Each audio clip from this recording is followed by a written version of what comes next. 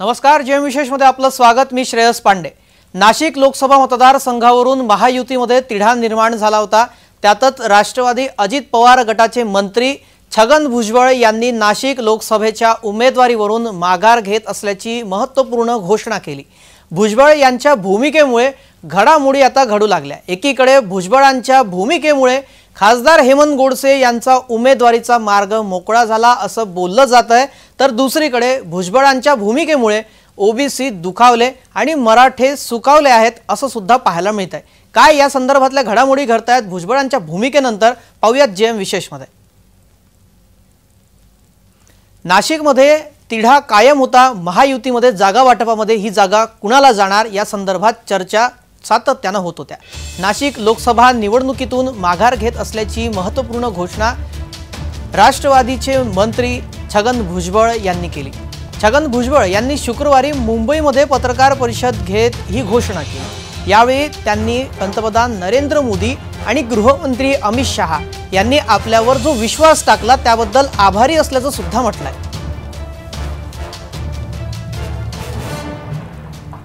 नाशिकच्या जनतेला आणि इतरांना सांगू इच्छितो की मी या नाशिकच्या उमेदवारीच्या संदर्भात पूर्णपणे माघार घेतलेली आहे।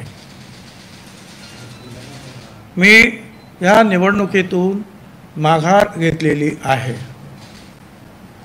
पुन्हा एकदा सांगतो की मी प्रधानमंत्री मोदी साहेब, गृहमंत्री अमित शहा साहेब यांनी माझ्यावर विश्वास टाकला, माझं नाव सुचवलं, आग्रह धरला, त्याबद्दल मी त्यांचा मनापासून आभारी आहे। राष्ट्रवादीचे मंत्री छगन भुजबळ यांच्या नाशिक लोकसभा निवडणुकीच्या माघारीनंतर शिवसेना शिंदे गटाचे विद्यमान खासदार हेमंत गोडसे यांच्या आता आशा पल्लवित झालेल्या आहेत। भुजबळांच्या भूमिकेनंतर हेमंत गोडसे यांनी आपली काय प्रतिक्रिया व्यक्त केली पाहूयात। मला असं वाटतं का यामध्ये मुख्यतः ही जागा शिवसेनेचीच होती, परंतु केंद्रीय मंत्री अमित शाह असतील यांच्याकडून आग्रह धरला जात होता की या ठिकाणी भुजबळ साहेबांनी लढावं। मला असं वाटतं हाच एक मुख्य विषय होता आणि तो सुटलेला आहे आणि म्हणून त्यामुळे ही जागा शिवसेनेची असल्या कारणानं आम्हाला विश्वास आहे की ही जागा शिवसेनेला सुटेल। नाशिकच्या जागा वाटपासंदर्भामध्ये शुक्रवारी ही महत्त्वपूर्ण घडामोड म्हणावी लागेल, कारण भुजबळ यांनी आपला दावा सोडल्यानंतर आता ही जागा शिवसेनेकडे जाणार हे निश्चित झालेलं आहे। दरम्यान आता भुजबळांच्या माघारीनंतर नाशिक लोकसभेची जागा ही शिवसेनेला सुटणार असल्याची चर्चा राजकीय वर्तुळामध्ये जोर धरू लागलेली आहे। आता अधिकृतपणे नाशिकची जागा शिवसेनेला मिळणार का हा प्रश्न उपस्थित होतोय, कारण हेमंत गोडसे की अजय बोरस्ते हाही इथं महत्त्वाचा प्रश्न आहे। मुख्यमंत्री कोणाला संधी देणार याकडे आता सर्वांच्या नजरा लागलेल्या आहे। शिवसेनेचे नाशिक जिल्हा प्रमुख अजय बोरस्ते यांच्या नावाची काही दिवसांपासून इथं चर्चा रंगली होती। आता त्यांच्या नावाची सुद्धा चाचपणी केली जाऊ शकते। त्यामुळे आता नाशिकमध्ये भुजबळ यांनी आपला दावा सोडल्यानंतर अजय बोरस्ते की हेमंत गोडसे यांना संधी दिली जाणार ही येत्या काळामध्ये स्पष्ट होणार।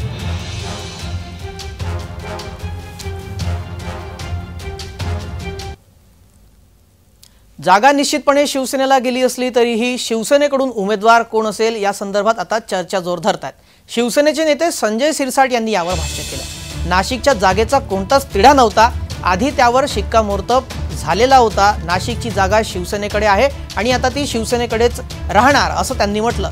अजय बोरस्ते की गोडसे नाशिकमधून कोण निवडणूक लढवणार हे मुख्यमंत्री एकनाथ शिंदे ठरवतील असं त्यांनी यावेळी सांगितलं। काय म्हणाले पाहूयात।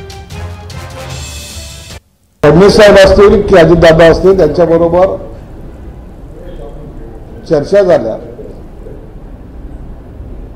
आणि त्या चर्चेमध्ये आमचा जो आग्रह होता तो त्या ठिकाणी मांडण्यात सुद्धा आला। कदाचित त्यामुळेच आज भुजबळ साहेबांनी स्वतःहून नाशिकची जागा मी लढवणार नाही असं जाहीर केलं। त्याबद्दल आम्ही त्यांचे मनापासून आभार मानतो। नाशिकची जागा अमित शहा मोदी यांच्याकडून भुजबळांना मिळूनही शिवसेनेला सोडायला तयार नसल्याने नाराज होऊन छगन भुजबळांनी या जागेवरील दावा सोडला असं बोललं जात आहे। यामुळे भुजबळ आता शिंदेंच्या शिवसेनेला मदत करतील का असा प्रश्न उपस्थित होत आहे। यावर शिवसेनेचे आमदार भरत गोगावले यांनी भाष्य केलं। यांनी या संदर्भात म्हटलं की आम्ही एक पाऊल पुढे टाकलेलं आहे, तटकरेंचे काम करतोय ना, मग छगन भुजबळांनाही आमचं काम करावंच लागेल, अशा शब्दामध्ये त्यांनी प्रतिक्रिया दिली। पाहूयात काय म्हणाले। आता मी अजून काय ऐकलेलं नाही, पाहिलेलं नाही, परंतु आपण सांगताय म्हणजे त्याच्यामध्ये काहीतरी तथ्य खरं असणार आहे। तर आम्ही अभिनंदन करतो भुजबळ साहेबांचं। जर महायुतीमध्ये पंतप्रधान मोदी साहेब करायचे असतील परत आणि 45 पार करायचं असेल तर असं एकमेकांनी समजून घेणं गरजेचं आहे आणि ते जर त्यांनी समजून घेतलं असेल तर आम्ही त्यांचं अभिनंदन करतो, स्वागत करतो। पण सर त्यांनी असं देखील सांगितलं की अमित शहा आणि नरेंद्र मोदी यांनी मला तिकीट लढवायला सांगितली होती, तरी देखील ही जागा काय ती डिक्लेअर मला झाली नाही, म्हणून मी एक प्रकारे नाराजी व्यक्त करत त्यांनी माघार घेतली। ते आता त्याच्याबद्दल आम्ही काय सांगू शकत नाही आहे, प्रत्येकाच्या मनामध्ये काय असेल ते वेगळं असू शकतं, परंतु महायुतीचा जो काय तिढा काही ठिकाणी थोडा होता तो आता सुटत आलेला आहे आणि ही जागा बरेच दिवस खोळंबली होती की काय करणार, कोणाला जाणार, कसं होणार, काय होणार, अनेक उलटसुलट चर्चा, आणि त्या अनुषंगाने जर स्वतःहून जर भुजबळ साहेबांनी सांगितलं असेल तर मग त्यांचं स्वागत। याचा अर्थ असा समजावा का की ही जागा आता धनुष्यबाणाला मिळणार हे समजावं का? ही जागा आमची सिटिंग खासदार म्हणून शिवसेनेचीच होती, आपल्याला सगळ्यांना माहिती आहे आणि त्याप्रमाणे ती आम्हाला मिळावी आणि आमचा तिथं कॅन्डिडेट असावा हे आम्हाला वाटते। मंत्री छगन भुजबळ यांच्या भूमिकेमुळे घडामोडी घडू लागलेल्या आहेत। एकीकडे भुजबळांच्या भूमिकेमुळे खासदार हेमंत गोडसे यांच्या उमेदवारीचा मार्ग मोकळा झाला असं बोललं जात आहे। आता इथून शिवसेनाच लढवणार आहे असंही आता निश्चित झालेलं आहे। मात्र दुसरीकडे भुजबळांच्या भूमिकेमुळे ओबीसी दुखावलेले आहेत आणि त्यामुळे मराठे सुखावलेले आहेत अशी ही परिस्थिती दिसते। भुजबळांच्या भूमिकेवर ओबीसींची काय प्रतिक्रिया आहे तेही पाहूयात। आता सध्या महाराष्ट्रामध्ये लोकशाही निवडणुकीचा वारं वाहत आहे। तसं म्हटलं तर राजकारण आणि समाजकारण हे वेगळं पाहिलं पाहिजे, कारण की राजकारणामध्ये आपल्या मतदारसंघाचं प्रतिनिधित्व केंद्रामध्ये केलं जातं, कायदेमंडळामध्ये केलं जातं, परंतु आता सध्या महाराष्ट्रामध्ये जे काय आता वातावरण चालू आहे, जे ओबीसीचे उमेदवार जानकर असतील, पंकजा मुंडे असतील, प्रकाश अण्णा शेंडगे असतील, अशा उमेदवारांना प्रचार करू दिला जात नाहीये, त्यांची ताफा अडवला जातोय, त्यांच्या विरुद्ध बॅनरबाजी केली जाते। आमच्या तमाम ओबीसींचं दैवत आदरणीय भुजबळ साहेब त्यांना उमेदवारी देऊ नये म्हणून 4 टाळकी प्रतिस्पर्धी उमेदवाराची सुपारी घेऊन तिथे पत्रकार परिषद घेतात। तो मनोज जरांगे म्हणतोय की भुजबळांना आम्ही उमेदवारी दिली तर आम्ही पक्षाला दाखवू। मग आमचं असं म्हणणं आहे की 60% ओबीसींची मतं तुम्हाला नको आहेत का? आमचं सर्व ओबीसींचं डोळ्यात तेल घालून लक्ष आहे की महाराष्ट्रामध्ये काय चाललंय। जिथं संविधानाने दिलेल्या अधिकाराची पायमल्ली केली जाते तिथं राज्य सरकार, गृह खातं, इलेक्शन कमिशन करतंय काय? जर उमेदवाराला त्याचा प्रचार करण्यासाठी, त्याची मतं मांडण्यासाठी जर जाऊ दिलं जात नाहीये, हाकलून दिलं जाते, आमचे आदरणीय भुजबळ साहेबांच्या उमेदवारी जाहीर करण्यात टाळाटाळ केली जाते। तमाम महाराष्ट्रामधील 13 कोटी लोकसंख्येतील 6 कोटी लोकसंख्ये जे आमचं प्रतिनिधित्व करतात भुजबळ साहेब, त्यांची उमेदवारी तुम्ही कुणाच्या तरी दबावाखाली टाळताय, त्यांना थांबवलं जातंय। हा अन्याय आम्ही पाहतोय आणि याच्याबद्दल तमाम महाराष्ट्रामधील ओबीसी समाजामध्ये प्रचंड नाराजी आहे आणि ही नाराजी आता येत्या ह्या लोकसभा इलेक्शनला नक्कीच ह्या प्रस्तावित पक्षांना दिसून येईल। अशा प्रकारचा अन्याय करू नये। आम्हाला 60% तुम्ही प्रतिनिधित्व दिलंय का? नाही दिलं। बोटावर मोजणे इतके नेते त्यांना पण तुम्ही टार्गेट करताय, त्यांचे पण उमेदवारी देण्यासाठी टाळाटाळ करताय। हे कसलं न्यायाचं राज्य, ही कसली लोकशाही? सगळ्यात गोष्ट म्हणजे अशी आहे की ओबीसी नेत्यांना मुळात तिकीटच दिली जात नाहीत, त्यांची तिकीटं कापली जात आहेत, निष्ठावान कार्यकर्त्यांना तिथं उभं केलं जात नाही। अतिशय मोजक्या ठिकाणी काही ओबीसी नेते उभे आहेत, त्यांनाही प्रचार करून दिला जात नाहीये। रात्री बेरात्री गाड्या अडवल्या जातात, गाड्या फोडल्या जात आहेत, गावबंदी केली जाते, गावात पॅम्पलेट वाटायचं नाही, प्रचार करायचा नाही, तुमचं म्हणणं लोकांपर्यंत तुम्ही पोचवायचं नाही। अशा पद्धतीने जर होत असेल तर याला मुळात फ्री आणि फेअर इलेक्शन आपण म्हणायचं का? फ्री आणि फेअर इलेक्शन्स होत नसतील तर मुळात याच्यावर काहीतरी इलेक्शन कमिशनने असं, सरकारने असं कारवाई करणं अपेक्षित आहे। त्यांची कंप्लेंट आम्ही रितसर आता करणारच आहे। याच्यामध्ये दुसरी गोष्ट अशी आहे की मनोज जरांगे यांनी काल स्टेटमेंट असं केलं की ओपनच्या जागांमध्ये ओबीसीचं काय काम? आता लोकसभा आणि विधानसभामध्ये SC ST सोडून मुळात कुठल्याही प्रकारचं आरक्षण नसतं, बाकी सगळ्या जागा ह्या ओपनच असतात. ओपन मध्ये सगळेच येतात. ती जनरल कॅटेगरी असती, त्याच्यामध्ये मराठा असतील, OBC, VJ/NT, SBC सगळे जेवढे काय आहेत त्या सगळ्यांना त्याच्यामधनंच कॉन्टेस्ट करायचं असतं. मग यांना म्हणायचंय काय नक्की की OBC समाजाने लोकसभा आणि विधानसभेच्या निवडणुका लढूच नाहीत का? मग OBC समाजाला, OBC VJ/NT समाजाला मत देण्याचा अधिकारच नाहीये का? उभं राहण्याचा अधिकारच नाहीये का? मग नक्की काय चाललंय काय? मग असं जर होत असेल तर अशा पद्धतीचे हे जे वाक्य आहेत, अशा वाक्यांवर खरं तर ॲट्रॉसिटी सारखे गुन्हे दाखल झाले पाहिजेत. आणि हे जे बेताल वक्तव्य हा करत चाललाय, याला कुठेही सरकार लगाम घालत नाही, कुठेही अडवत नाही, कुठेही इलेक्शन कमिशन याच्या हे करत नाही, तर कुठंतरी सरकारच याच्या बाजूने आहे का अशी आम्हाला शक्यता येते.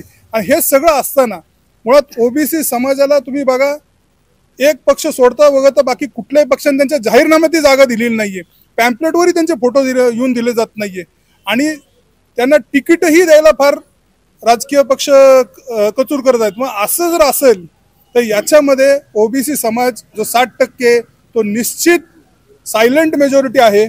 ही निश्चित या लोकसभा विधानसभेमध्ये, या लोकसभा निवडणुकीमध्ये आणि पुढच्या येणाऱ्या विधानसभा निवडणुकीमध्ये आपली ताकद दाखवल्याशिवाय राहणार नाही. OBC समाज आपलं मत OBC नेत्यालाच देणार, नसेल तर त्यांनी सरळ नोटा मारावा.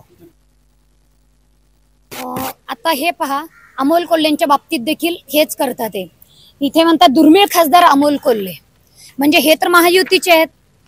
किंवा आता आमचे भुजबळ साहेबांनी सभा जरूर घेतल्या, OBCच्या बाबतीमध्ये सभा बऱ्याच घेतल्या, पण त्याआधी त्यांनी पक्षाचा राजीनामा दिला होता, हे आपल्याला विसरून चालणार नाही. म्हणून सर्व जे आमचे OBC नेते होते ते पक्षविरहित समाजासाठी त्यांनी काम केलं, OBC घटकांसाठी काम केलं. पक्ष तिथे कुठेही आडवा त्यांनी आणला नाही. हे सर्व असताना हे समाजकारण होतं. समाजकारणामध्ये प्रत्येक समाज प्रत्येकाच्या समाजाला न्याय देण्यासाठी काम करतो, ते साहजिक आहे. आत्ताच सांगितल्याप्रमाणे 48 जागांवर जी उमेदवारी आहे त्या अजून सर्व जागा फिक्स नाही आहेत, म्हणून आपण यावर काहीच बोलू शकत नाही. परंतु आमच्या भुजबळ साहेबांनी जातीवाद हा कधीच केलेला नाहीये. त्यांनी आता सुद्धा सांगितलेलं आहे की ज्या ठिकाणी विकास करणारा उमेदवार आहे त्या उमेदवाराला तुम्ही मतदान करा. त्यामुळे मला असं वाटतं की जर आम्ही आमचे जे नेते आहेत OBCचे नेते ते जर जातीयवाद करत नाही तर कोणत्याही पक्षांनी देखील जातीयवाद करून आमच्या OBCच्या जागा डावलू नये. नाही तर मग येणाऱ्या कोणत्या पक्षाकडे रोख आहे, कोणता पक्ष जातीवाद करून उमेदवारी डावलतोय, स्पष्ट बोला. स्पष्ट बोलता येणार नाहीये, कारण की सगळे जे पक्ष आहेत ते सगळ्यांचाच असा रोख आहे की OBC बांधवांकडे दुर्लक्ष केलं जात आहे. हा लोकशाही असून आमच्या मतदानाचा वापर तुम्ही करताय, परंतु जागा वाटप करताना मात्र सर्वच पक्षामध्ये आमचा कुठेतरी घात केला जातोय, गळचेपी केली जाते असं मला वाटतं. जेम विशेषमध्ये वेळ झाली का विश्रांतीची, लगेच परत येतोय.